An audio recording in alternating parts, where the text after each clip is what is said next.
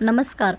स्नितिकाज recipe मराठीमध्ये तुम्हा सर्वांचे खूप खूप मनापासून स्वागत आहे. आज आपण पाहणार आहोत अतिशय साध्या सोप्या पद्धतीने बनवला जाणारा चटपटीत चवीचा जांभळाचा सरबत. तोही अतिशय साध्या आणि सोप्या पद्धतीने आणि कमीत कमी साहित्यात तयार होणार. चला तर मग रेसिपीला सुरुवात करूया. व्हिडिओ शेवटपर्यंत नक्की पहा. व्हिडिओ आवडल्यास एक लाईक नक्की करा.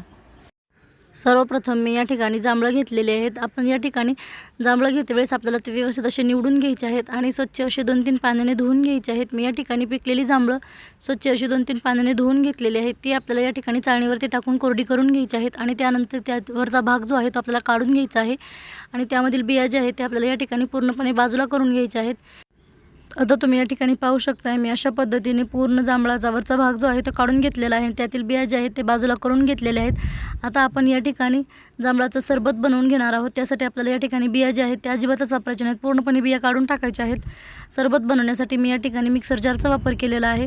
तुम्हाला कितपत सरबत बनवायचं आहे त्यानुसार तुम्ही या ठिकाणी जांभळाचं प्रमाण जे आहे ते कमी जास्त करू शकता. मला या ठिकाणी थोडंच बनवायचं आहे म्हणून मी या ठिकाणी थोडेच जांभळ वापरलेले आहेत. कट करून घेतलेले सर्व जांभळ जे आहेत ते आपल्याला या ठिकाणी मिक्सर जारमध्ये टाकून घ्यायचे आहेत. आपण या ठिकाणी थोडाच ज्यूस बनवत आहोत, त्यामुळे मी या ठिकाणी छोट्या भांड्याचा वापर केलेला आहे. तुम्हाला जर हवं असेल तर तुम्ही या ठिकाणी मोठ्या भांड्याचाही वापर करू शकता. सर्व जांभळ त्यामध्ये टाकून घेतल्याच्या नंतर त्यामध्ये या ठिकाणी मी 2 ते 3 पुदिन्याची पानं टाकून घेतलेले आहेत. पुदिन्याची पानं अवश्य घाला, त्यामुळे सरबत जे आहे ते छान असं चटपटीत तयार होतो. त्यानंतर 2 चमचे साखर टाकून घेतलेली आहे. गोडाचं प्रमाण तुम्ही तुमच्या आवडीप्रमाणे कमी जास्त करू शकता. साखर टाकून झाल्याच्या नंतर आता आपण त्यामध्ये अगदी थोडंसं मीठ टाकून घेणार आहोत. मी अगदी थोडंसं चुटकीभरच मीठ त्यामध्ये टाकून घेतलेलं आहे.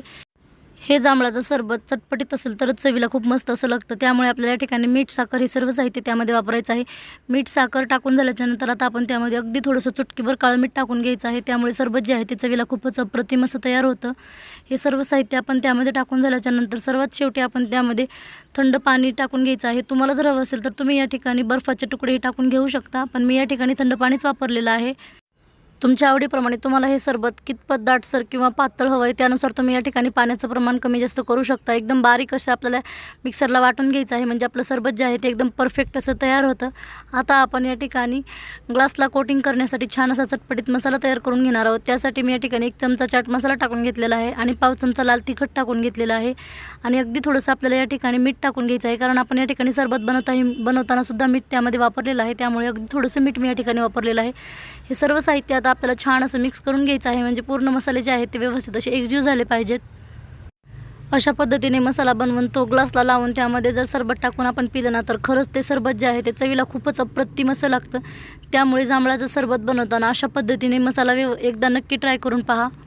आता या ठिकाणी आपला मसाला जो आहे तो बनवून तयार झालेला आहे आणि आपण या ठिकाणी मिक्सरला आपला जांभळाचं सरबत जे आहे ते पण तयार करून घेतलेलं आहे. आता आपण या ठिकाणी सरबत ग्लासमध्ये टाकून घेऊया.